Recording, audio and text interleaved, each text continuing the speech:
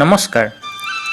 আজি আপোনালোকক লৈ যাবলৈ ওলাইছোঁ অসমৰ সমাজ জীৱনৰ এক অবিচ্ছেদ্য অংগ বাৰীখনলৈ।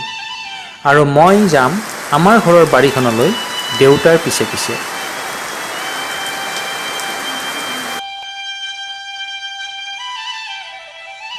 সদায় ৰাতিপুৱা 1-2 ঘণ্টা বাৰীখনত কাম কৰাটো দেউতাৰ এটা নিয়মীয়া অভ্যাস। বিভিন্ন পোক-পৰুৱাৰ লগতে সৰ্পদংশনৰ পৰা বাচিবলৈ গামবুট ব্যৱহাৰ কৰে, চকু বচাবলৈ চশমা আৰু মূৰত এটা হেলমেট, বিশেষকৈ তামোল আৰু নাৰিকল আদিৰ পৰা বাচিবলৈ। বলক আমি এতিয়া বাৰীখনলৈ আগবাঢ়ো।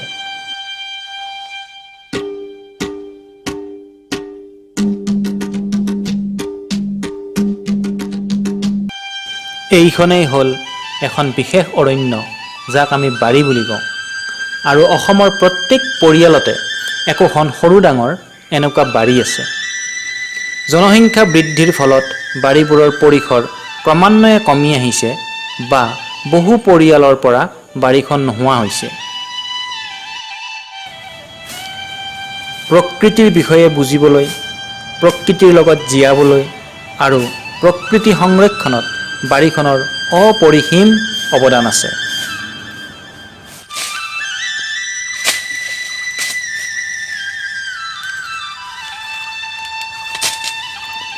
এইটো এটা উই সাফলো।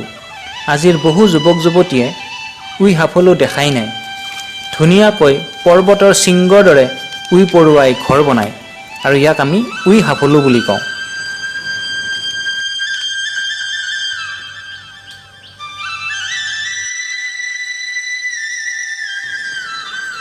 বিভিন্ন পোক-পৰুৱা, চৰাই-চিৰিকটি আৰু জীৱ-জন্তুৰ আৱাসস্থল এই বাৰীখন।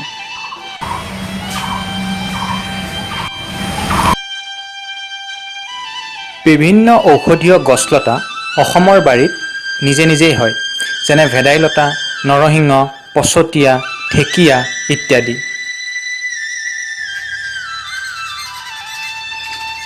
আমাৰ বাৰীখনত বিভিন্ন সময়ত বিভিন্ন চৰাই আহে, যেনে এয়া সাতভনীৰ মাত আপোনালোকে শুনিবলৈ পাইছে। ইয়াৰ উপৰিও শালিকা, কাউৰী, শামুকখোলা, কণামুচৰি, কপৌ, কুলি, মাছৰোকা, ফেচু, চেকচেকী, টুনি, হাইঠা, বালিমাহী, পাটমাদৈ, ভাটৌ ইত্যাদি।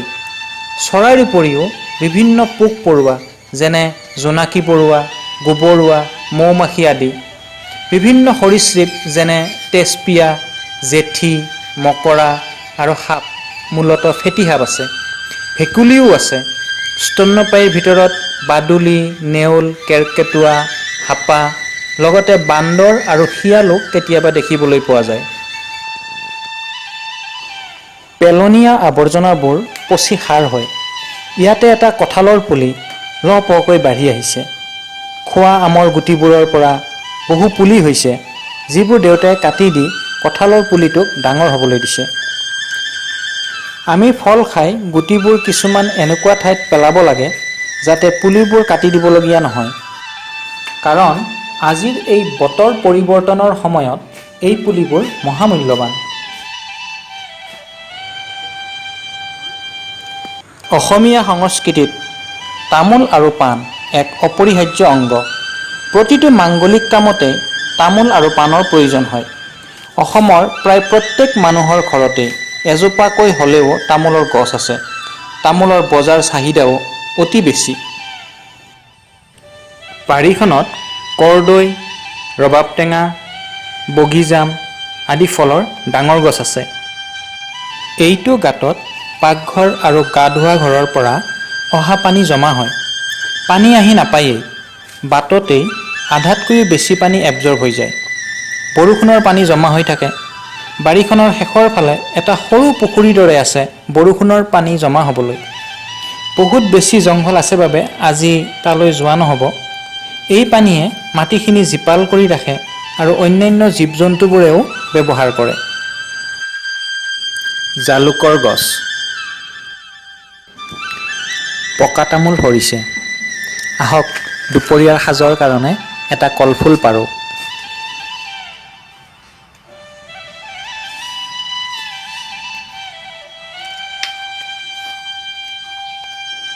যিহেতু গছবোৰ থলুৱা, সেয়ে কোনো ধৰণৰ ৰাসায়নিক সাৰ আৰু কীটনাশক ব্যৱহাৰ কৰিবলগীয়া নহয়। বাৰীখন বৈজ্ঞানিকভাৱে সজাই ল'লে বৰ্তমানতকৈ বহু গুণ বেছি উপাৰ্জন হ'ব পাৰে। লেটেকু খাব নেকি? গুৰিৰ পৰাই ডাল ভৰি লাগে, চায়েই আনন্দ লাগে। এজোপা থাকিলেই যথেষ্ট। সৰি পৰাবোৰে গুৰুত্বই নাপায়, সেইবোৰৰ পৰা পুলি হ'ব। কল, প্লাম, আনাৰস ফলটো ছিঙি আগটো লগাই থ'লেই হৈ যায়। আতলাছৰ গছ, মধুৰিআম, কাজি নেমু, কমলা টেঙা, ৰঙালাওৰ চাং। গছবোৰৰ অকণমান যত্ন লোৱাটো প্ৰয়োজন। এতিয়া এথোক কল পাৰা যাওক।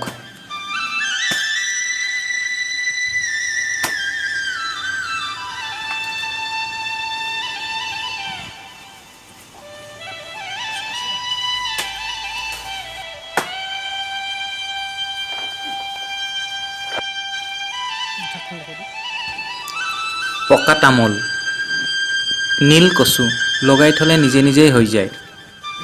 বাৰীৰ এটা চুকত অৰ্গেনিক ভাতকেৰেলা, লোকেল অমিতাও লাগি আছে। কাজি নেমু, কোমোৰাৰ গছ, হালধি এটুকুৰা পেলাই থৈছোঁ, নিজে নিজেই হৈ আছে।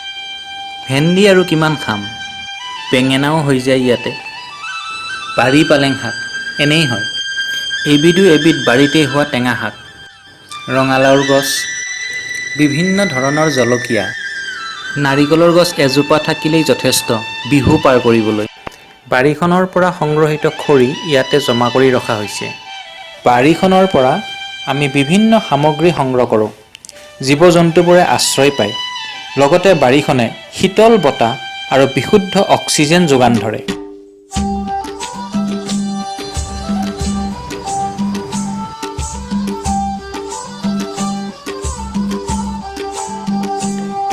চাৰিওফালে ঘৰ, মাজতে এখন চোতাল। বিভিন্ন মাংগলিক কাৰ্য লগতে ধান চাউল আদি ৰ'দত মেলিবলৈ চোতালখনৰ ব্যৱহাৰ হয়। গৰমৰ দিনত পৰিয়ালৰ সদস্যবোৰে চোতালত বহি গা শীতল কৰে। চোতালত পাৰি দিয়া খাটৰ ওপৰত শুই তৰা গণি গণি ল'ৰা-ছোৱালীবোৰ আকাশখনৰ লগত পৰিচিত হৈ পৰে।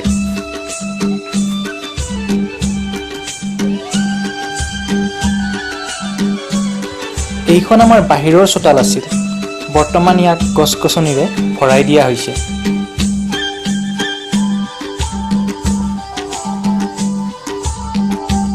অলপ পুখুৰীটোৰ ওচৰলৈ যাওঁ। জাল ৰেডি হৈ আছে, মন গ'লে মাছ মাৰিলেই হ'ল। বৰ্তমান সময়ত মানুহে খাল বিলবোৰ পুতি পেলোৱা দেখা গৈছে, যাৰ ফলত গ্ৰাউণ্ড ৱাটাৰ লেভেল বহু তললৈ নামি গৈছে। আনহাতে ছুইচ টিপি কম সময়তে আমি সকলোৱে মাটিৰ তলৰ পৰা বহু পানী উলিয়াই আনো।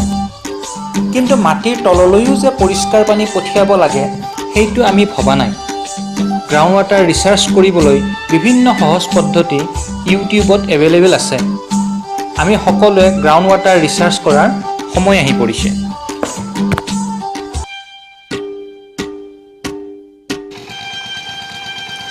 আমাৰ পথাৰখনত আজি পেক ৰ'ব।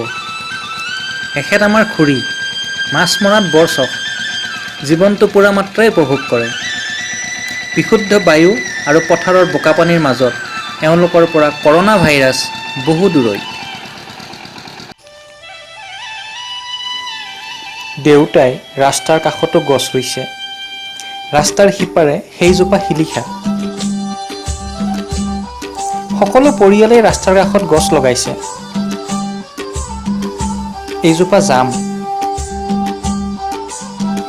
ৰাস্তা বহল কৰোঁতে কিছু গছ কটা গ'ল। কোনো কথা নাই, আমি আৰু গছ লগাম। আৰু বেছি দীঘলীয়া নকৰোঁ। ভিডিঅ'টো চোৱাৰ বাবে অশেষ ধন্যবাদ জনালোঁ। পুনৰ লগ পোৱাৰ আশাৰে আজিলৈ এৰিছোঁ। ধন্যবাদ।